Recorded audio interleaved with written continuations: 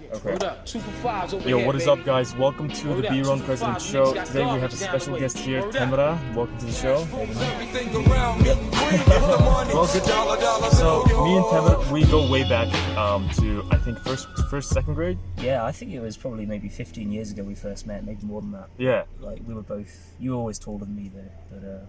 Really? Okay. Yeah. I remember you. One of the taller people in the class. I remember. Yeah. Thank you. I don't remember anything, but all right. So the reason I invited Tamir to the show is because we were both in the same classroom in the same year, and what I sort of thought was that it'd be interesting to have a conversation with someone who is also a teacher, who also has good English, that follow the same path that I am following right now. We're both still on the same path. And I thought it would be interesting to sort of share, some knowledge, share some experience, talk about the teaching industry in Mongolia, talk about the education industry in Mongolia, or just have a general chat about random topics, yeah? Yeah, sounds good. Okay, all right. So my first question to you is, why did you choose to become a teacher? So what led you to this path?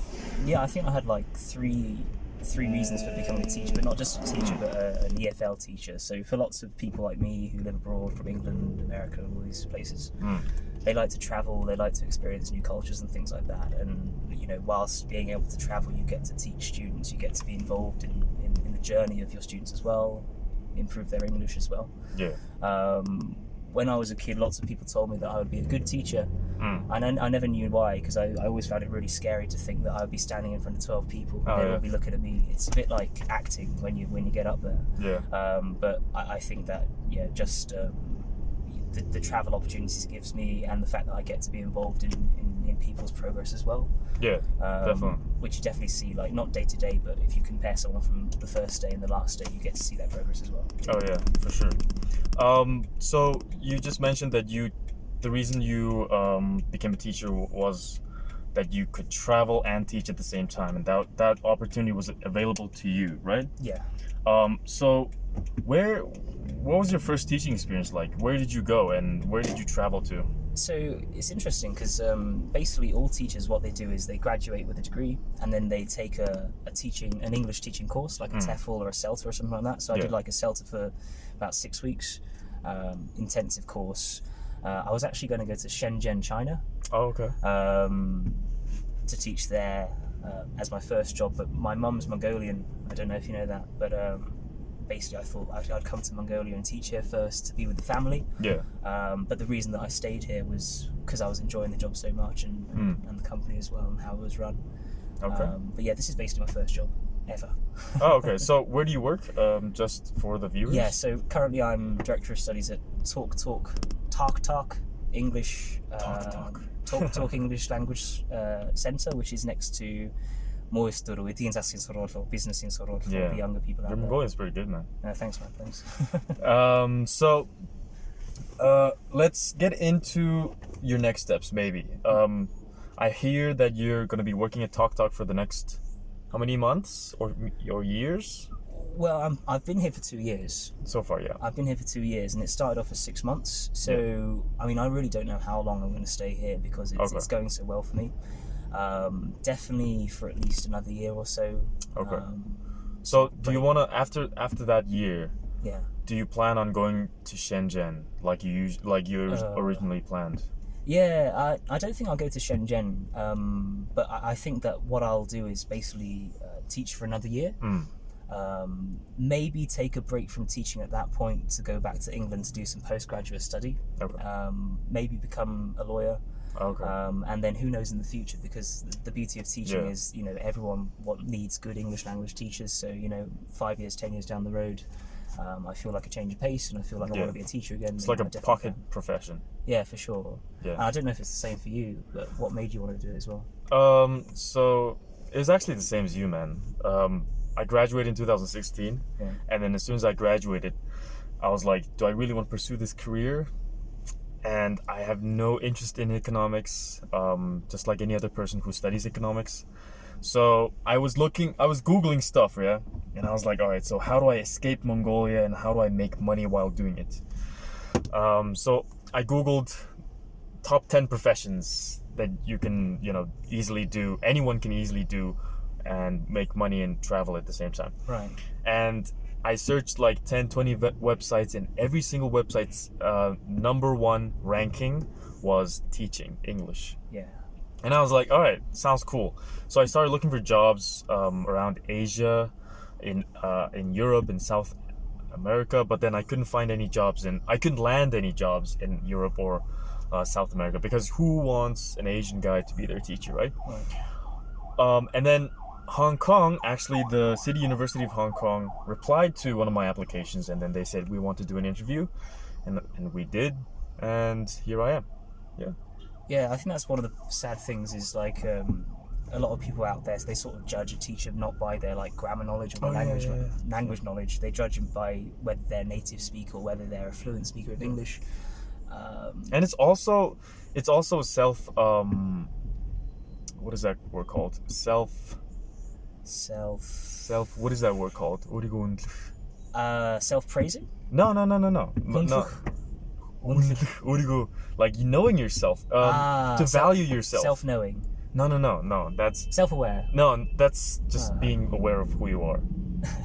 Self. Oh shit! I forgot that word. I use that word all the time. For us. Well, that's a terrible. All right, whatever. So you gotta be able to value yourself, right? Yeah. Because when you know, okay, so it comes along with self-awareness as well. Because self-confidence as well. Yeah. If you know you're good at English, and if you know your pronunciation is good, there's no reason for you to doubt that anyone wouldn't want to, learn from you. And then that's one of the problems that I had, because I doubted myself so much that I couldn't believe that European countries, or maybe even Mexico, or I don't know, Brazil, these countries would accept me as their teacher because I was Asian. And it was just this sort of self-doubt that kept me from going to these places.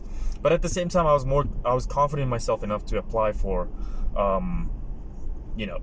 like Hong Kong, like this big university in Hong Kong, right?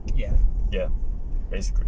What I would say though is to the market out there as well. I mean, it really is about your teacher's ability to teach and how much they know about the language. That's the most important thing as well. How passionate they are. It just, just because you're from blah blah blah. But anyway. What do you think is more important when you're teaching? Passion or your abilities? It's a good question. Can I say both? Okay, so if I had to choose one out of passion and ability, I'd say maybe if you had to choose one, it would be passion, because I've seen so many teachers, not necessarily talk, but I've heard of so many teachers out there who know their grammar inside out, they know all their tenses, they know everything about the English language, but when they go into their class, they really don't, they're not invested in the journey that their students are taking. Yeah. So even though they know everything, they come across as like a university professor who's just saying things. Old sort of chalk and talk style of teaching. But you need to make that class interesting for the students to learn. So that's where the passion comes in. If you're invested in making it funny or making it enjoyable, the students will learn much quicker and without even knowing it. That's why I think passion is more important as well. And that kind of comes with having empathy for your students as well. So you know that what you're doing has a direct effect on your student's life. That's what we call passion. You know your present perfect passive tenses. That's what we call ability. So I'd say passion is more important in teaching. Because I think skills, whether it's teaching skills or presentation skills, leadership skills, those are all skills. Yeah. It's like riding a bike. You have to do it over and over again, and then you have to learn from your mistakes, and you have to keep studying, keep learning from other people on how to perfect that skill.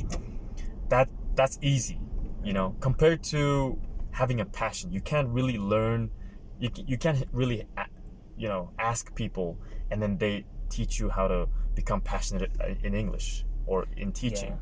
Passion is basically wanting to show your skills. So I mean, obviously it's good to have ability and passion, but if you don't have the passion to care, then your skills don't mean anything. Exactly. You're not really using them in the class. So definitely passion. Anyways, all right, so let's move on to another topic that I want to really address. What do you think is wrong? So would you say that you're a Mongolian or British? It depends where I am. Okay, so here you're Mongolian. So here I'm like, I'm Mongolian. They're like, nah, man, you're Turkish or something.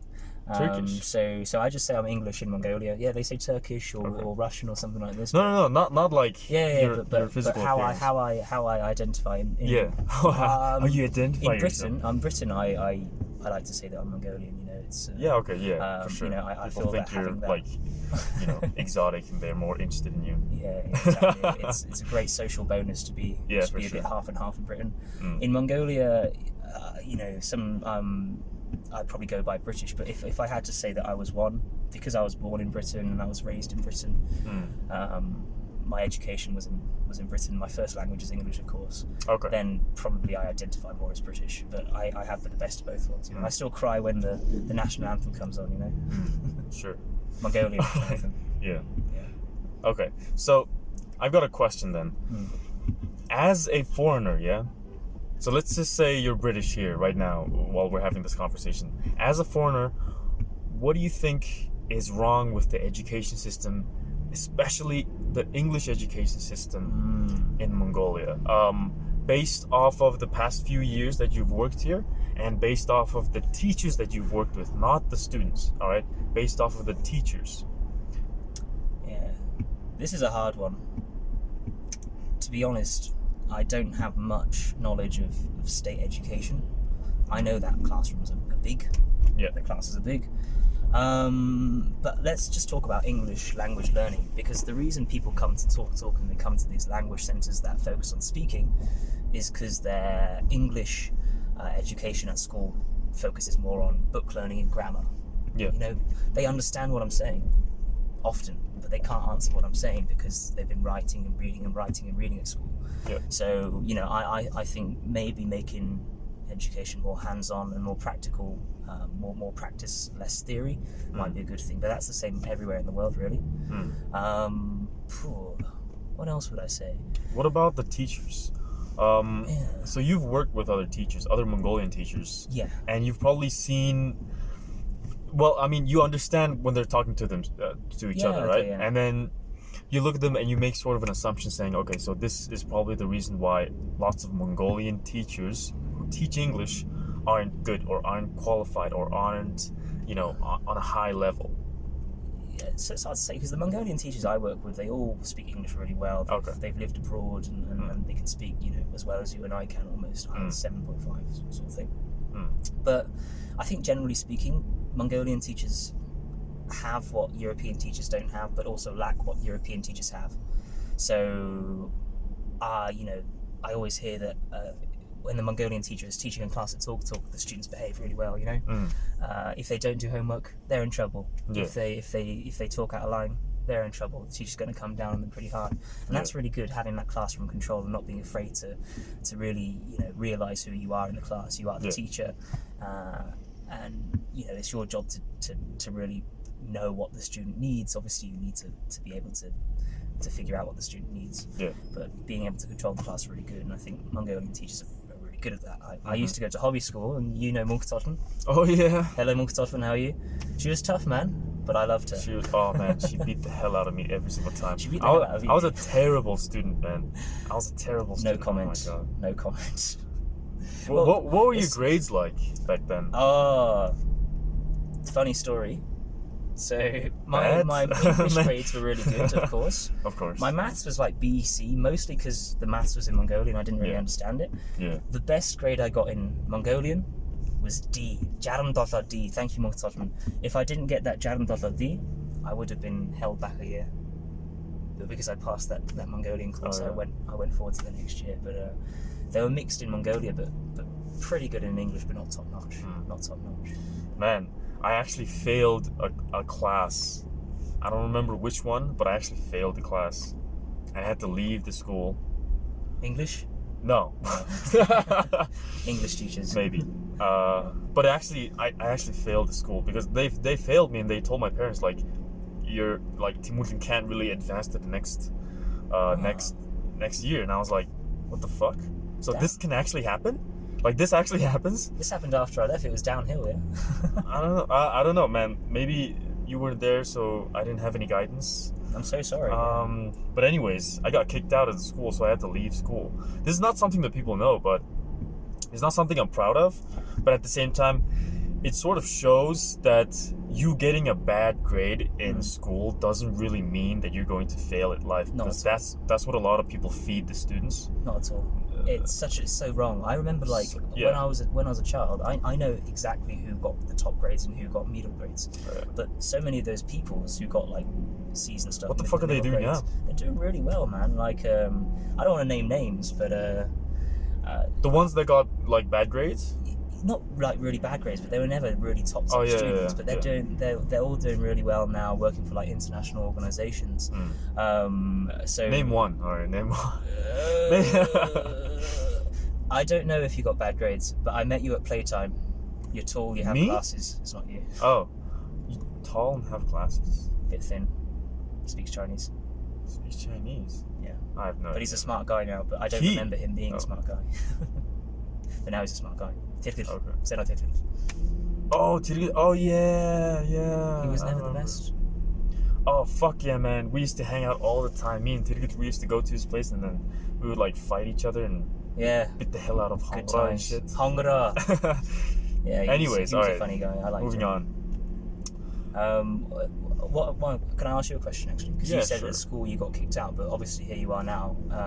How do you deal with that sort of situation, and how do you sort of turn it around? Man, I didn't deal with it. I was like 13. I don't know, 11 years old. I don't even know what the fuck was happening.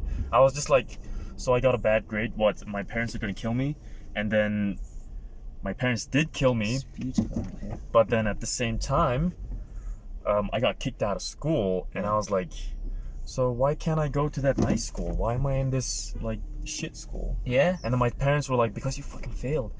And I was like, oh no, really? And then I was like, all right, whatever, life goes on. And then I just didn't really think about it. Because for some people it's really traumatic, but then for me, as a bad grade student, Yeah. like I always got bad grades, like C's and D's.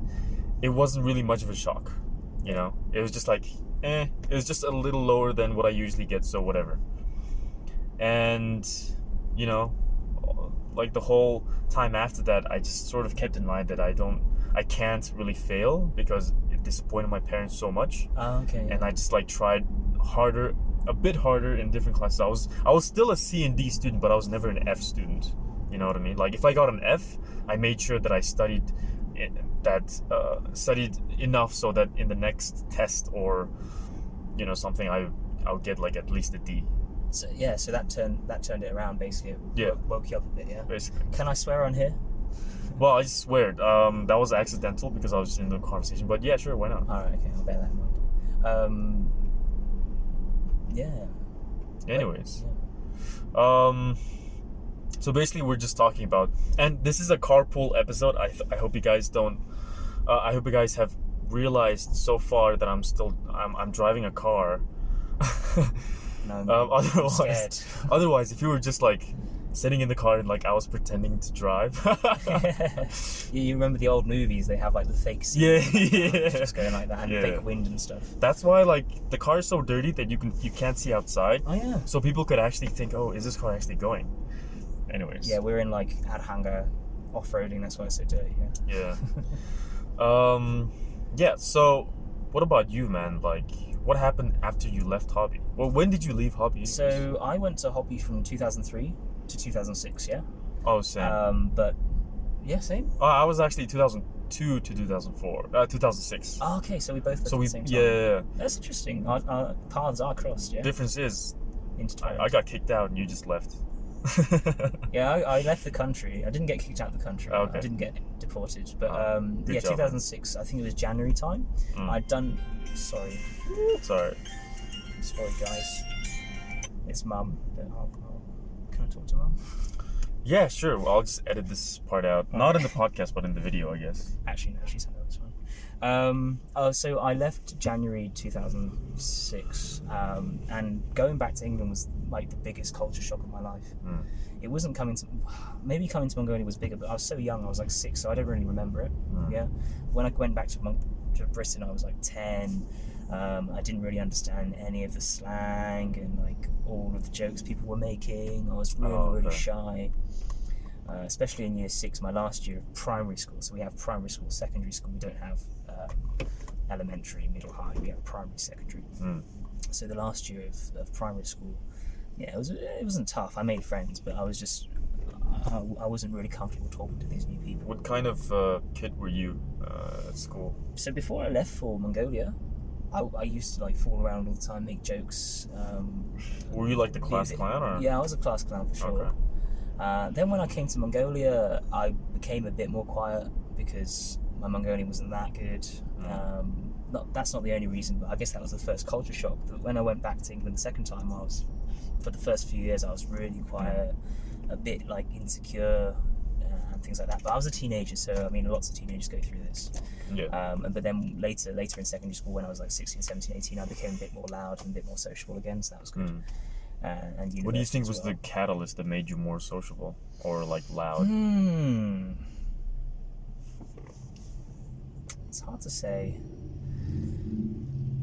I Just think wanted I've to- just wanted found to, my like- own interests. So I was in like a local band, right? With Were you? my friends. I played the drums. Okay. Check us out on Spotify. Fewer than 1,000 plays on there, so boost our ratings. Solo. Yeah, just Spotify. Just send us a check because we're Yeah, man. doing some yeah. I think you get like 0.1 for a play or something like that. So if they can send us a That's good. tiny man. check. But that made me a bit more sociable. So like having music I was interested in, and having like sports I was interested in as well. Yeah. Going to sports clubs, being actually okay at sports. At the start I was a bit overweight. Were you? Very good at yeah. I don't even remember you, man. No, I was like when I was 10 or so. Not overweight, just a bit chubby, and became a bit better at sports and like played instruments and stuff like that. But Yeah. I think everyone when they get like 16, 17, 18, they're more mentally there than when they're 13, 14 anyway. But yeah. That's what I did. Then I went to university 3 years, University of Manchester. Graduated, came back here the summer after. Okay. When did you come here? 2017, September. 2017. So you immediately started work at Talk English, Yeah, pretty like much. as soon as you came here.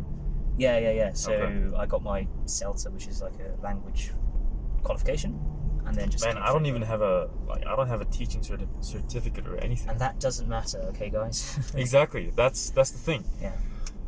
Man, I don't even have a college. Nah, I'm just kidding. I don't even speak English. I don't even. Yeah. Why? I don't know. Anyways, This is so ridiculous, right? yeah, there are two people sitting here. One who has a certificate for teaching or education or something like that. What did you study at university or college? Classical studies. What this is ancient history Okay, with a so bit of that's archaeology and stuff like that. But it's not that's language. totally unrelated. It's irrelevant. Yeah, I Don't mean, worry. I studied international economic relations. Yeah. People always ask this. They're like, "So what did you study?" And I'm like, "International economic relations." And they're like, "What the fuck is that?" You know? They're like, What "So is that? I know. That's the question I ask sometimes as well. It sounds good though. It does sound like super professional and like 3 or more words in the degree title sounds really yeah. good. Anyways, But that's the thing, though. You don't have to work in your. To all the people out there, you don't have to work in your field, your major. I know in Mongolia, especially, people think, I graduated in law. I'm going to be a lawyer now. You know. yeah. But in England, my grandfather was a geographer. Mm. He graduated in geography, and he became an accountant. Oh, My dad graduated in media studies, and he became a salesman, telecommunications salesman. Now Yeah. he's a civil servant. So it doesn't decide your life just because of 3 or 4 years you spend at university. yeah, Yeah. for sure. Anyway. Anyways, all right. So I want to talk about the difference between being growing up in Mongolia and growing up in the UK. So what do you think are the most important cultural differences or biggest cultural differences between Mongolian kids, growing up with Mongolian kids and growing up with British kids? I don't know if you remember hobby school. I barely not so much. I just remember getting in a lot of fights and being yelled at That's the by thing. students. That's the difference. So lunchtime at hobby school is jitsko. Fuck yeah. It's like Anand or someone. Or, hey, Anand. Oh yeah. It would be like, all right, let's kick each other for fun for like 5 minutes until the teacher tells us to stop. Yeah. Which is fun. It was fun to just like have a kick fight and not use your arms. Like, Do you think karate that's style. related to like masculinity and Mongolian people wanting to be more like we have a culture of of wrestling, right? Yeah, so exactly. Mongolia has a culture of individual sports, and they're all martials. Well, two of them are martial sports, I suppose. Archery is, and wrestling is, and horse riding is also an individual sport. So sort of, fighting in itself is not a team sport. So I think maybe, you know, looking out for yourself and being a man is very important. Being a man in traditional sense of the word is very important in Mongolia. So growing up as a child, I sort of sensed that among my friends, and we went to a good private school. We did actually. So, that was imagine if I went to a state school, I'd be like kicked the hell out of every day. But that also came from teachers, you know, and how they would discipline you as well. It was very similar to how we would interact with each other. But growing up in England, kids,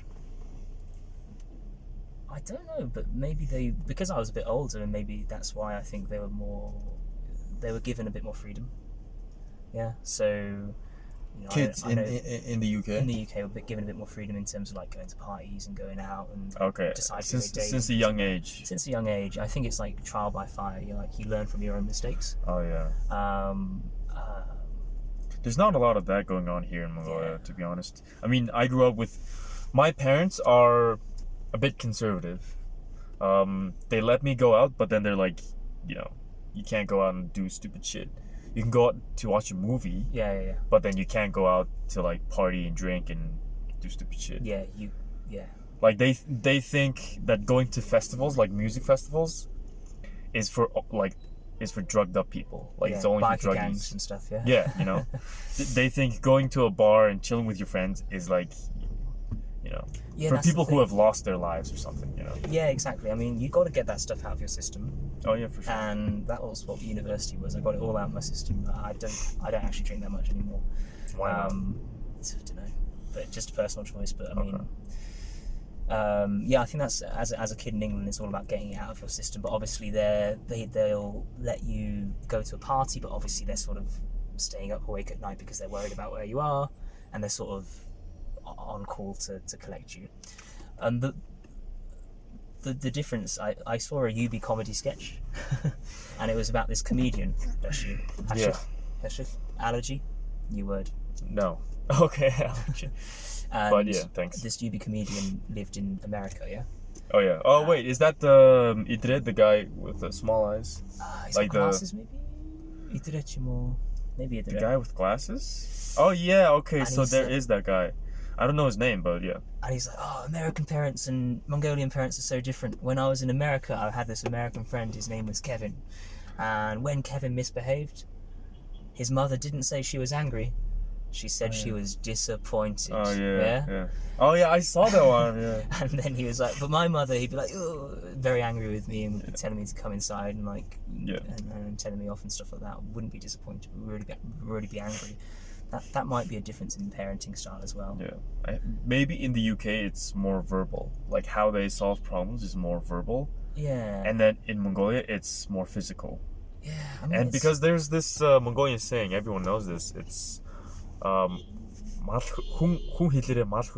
you know this one? Yeah, so the man uses their tongue to fix problems or like talk it out, whilst animals use their feet. You know, they fight it out basically. And that's the whole, like, everyone says this all the time. Like when you see other people fighting it out, they're like, man, you guys are people, you know, just talk it out, stop fighting. Whereas you don't see a lot of that. I mean, the UK does have a fighting culture, right? Yeah, for sure. Pubs, like some places, definitely it feels more dangerous at times. But then people don't really, like, their first resort to conflict management is not physical, you know. Yeah, you're like, right. There's not fighting, right? It's not anger. I wouldn't say it's not fighting, but it's not anger. Like, I feel like if I bumped into someone in my car in Mongolia, it would be a shit show in terms of like the words being exchanged and stuff like that. You're like, you fucking... Exactly, it's your fault, it's your fault, it's not my fault, it's your fault. Yeah. It's the same in England though, but I mean, this this is quite a nice saying. Yeah. And I actually see a huge change now in Mongolia, you know what I mean? Like, I went to playtime, and everyone was just really well behaved, really nice, really chill, really polite about everything as well. Like no one was confrontational, no one was trying to start a fight or anything like that. And you know, I'd bump into someone and we'd both say sorry. It wouldn't just be me saying sorry. You know what I mean? So I think there's a change now as well. People use this word orc, but they're using it quite well now. They're using it. They're using it so much that people have stopped being orc. Exactly. You know, and it's true because they're afraid of being called orcs, which is such a good thing. I can't believe it worked. It but worked so well. Yeah. And it's really changed. It's really changed Mongolia, and I actually in Britain it's going the other way. You know, if you go to a music festival in Britain, it's a fun time, but there's definitely a lot of hostility and people looking for eye contact and stuff like that. Yeah. Especially big guys, you know what I mean? Maybe So, they're going in a full circle. Maybe. Like they came out of this caveman physical fighting whatever bullshit, and then they went to a more verbal conflict management type. Now they're cycling back to that caveman attitude. Yeah. I think it's almost like to be what their parents weren't. It's like your parents are like this, so I'm going to be like not like that at all. Yeah. Yeah, I mean, it's a nice place though. For example, back when I was a kid, I used to, be called at by a bunch of like older guys and being like, "Yo, come over here, give me your money, give me whatever you have," and I would get mugged like all the fucking time because I was a little kid and older kids would like gang up on me. Older kids would mug you. Of course, yeah. That's hobby school. Yeah. Oh damn it. Well, not the students at old hobby school. Yeah. But like just random kids on the street. And then if I was walking and then some kid the same age as me bumped into me, he'd be like, "Yo, like you trying to fight or what?" Yeah. Right? But then nowadays I don't really see any of that. Like if I'm on the street and then there are like a gang of 5 people walking towards me, I can just keep walking. Like I don't even have to flinch, and their sole purpose is not to start a fight.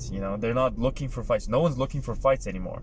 Exactly. Unless you go to some shitty bar, or like a shitty club where shitty people hang out to die.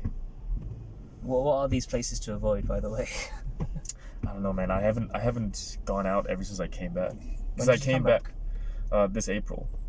Okay. And I've been on a journey for mental toughness and physical growth. Yeah, I've seen that on social media actually. The physical stuff actually. Yeah. Progress being made. I've been trying really hard, man. But I tell you, like the other day I was going down. You know the tunnel that the underpassage which next to Mungunzavia.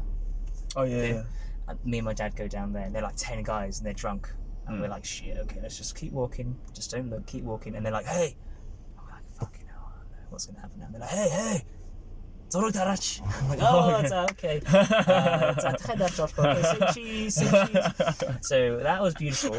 But 20 years ago, what the hell would happen like, if someone shouts, "Yo, what's this foreigner doing here? Like, Exactly. you guys are fucked. We're like, gonna beat the shit out of you." And then because we spoke Mongolian to them, they're like, "Oh, yes, and how you speak so well. Wow, well done." Yeah, They weren't intrusive. They're just really, really nice about it, and I think that is just such a good thing to see. And it's just going to get better and better for the next 50 years. You ever been to Hong Kong? Nah, never.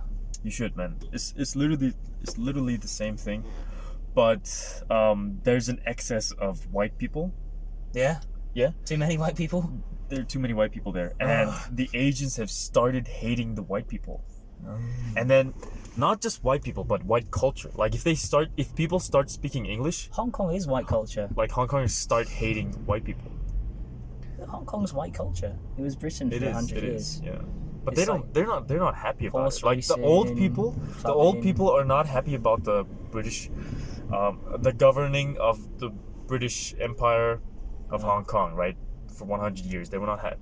The old people are not happy about it, whereas the young people who never really faced, who don't really understand what it was like to be governed or colonized by the British government or the British Well, what Empire. it's like is extradition bills. That's what it's like. Yeah. And I mean, Military right force. now, like the people on the street that are protesting in Hong Kong, Yeah. they're mostly young people Yeah. because they don't know how bad it was before. Whilst the older people are saying like before it was shit, like white people really fucked us. And then that's why, like, I talk to a lot of old people, old students at the university, and I always ask them like, what do you think about the situation in Hong Kong and like, going back to being a part of China? And they'd be like, well, the thing is, the British government, the British Empire was a dick to us. Right. and I think the Chinese government can do a better job than them. And Yeah. I think, and I support them. And then that's what old people say. I don't have a ton of opinions, but if I had, I would counter you. But we'll see. We'll see how it works out in Hong Kong. No, I mean, like, I don't really have an opinion. I don't really care what happens over there, to be honest. Not to be a dick to the Hong Kong viewers. But honestly, because let's say, for example, Mongolia was... so Mongolia was colonized by Russia, kind of, right? Because Russia basically took over Mongolia and influenced us so much that we started loving Russia, right? All right, yeah. Yeah. So we were really, really dependent on Russia, right? Mm-hmm. But let's say the Russians were dicks to us. They were. They were, but then, like, let's say they were more of a dick to us. I mean, they did help us, grow our city to a certain extent, but then they were a dick to us. But then let's say they were more of a dick to us than what we know. I mean, then the old people would say, I mean, smart Mongolians and stuff. and then let's say China was trying to take over Mongolia, and then we had to choose. Okay, so do we choose China or Russia? What do you think? I mean, the old people would probably say, I mean, let's choose China, because we know that I don't think the Russians would. were dicks. I mean, if Russians were dicks to us, all right, okay. like, it's basically a hypothesis, and then that's just the sort of thing that we will never get to understand, because we don't know how it was. We don't know from the old people's perspective. Yeah, I mean, I've never been to Hong Kong, and I know that there are lots of Han Chinese people in Hong Kong that propagate Chinese views, and I know there are lots of people who are grateful for what Hong Kong has become in terms of an economic powerhouse in Asia, and the freedoms that the sort of British law allows. Anyways. But on the other hand, of course, the British Empire was a terrible thing for many people. I mean, it did good for a lot of countries, for though. sure, Like, for example, Singapore. Yeah. Singapore's like fucking crazy right now. Singapore, Hong Kong, all these cities, but obviously, what did it take? It took a lot of... I don't know. I'm not an expert on this subject. Yeah, but we can talk about English teaching. Yeah, whatever. Let's go back to English teaching. Let's do it. Yeah. All right. Anyways. So, I mean, what do you know about the market out there in Mongolia right now? More people want to study English, less people want to study English? It's definitely more, man. Yeah. Like, it's a growing industry. People are gonna keep on studying English. They're gonna keep on keeping on. You know, it's never gonna change. Even in Hong Kong, where it's where everyone, almost everyone, 90% of the population can speak English, or taught English from a young age. They still go to these English, improvement institutions and schools. And that's the thing. It's just this global language that people really need to have on their CV and resume. And if they don't, they're fucked. And basically, what teachers are doing, like, for example, what I'm doing is I'm using that as a business. So I have this online course. It's a business idea, but the thing is, it's not really about the money for me. It's about impacting other people and helping them have the same opportunities that I had, which are going abroad, traveling, teaching. That's why someone like you is much better to even give advice on this stuff. Like, people come to me and say, how do I learn English? Well, I never learned English. I was a baby when I learned English, but of course I can give you tips. It's the same thing, because I don't really teach elementary level. Yeah. Right? Beginner levels. Because we were basically in the same class, and I don't remember how we spoke. Did we speak English to each other? Did we even speak? I don't know. Sometimes. But I don't remember, like, going through the grammar, going through the, memorization of the words, shit like that. I don't remember all that. I don't remember being a beginner. I remember being pretty good in terms of pronunciation and nothing else.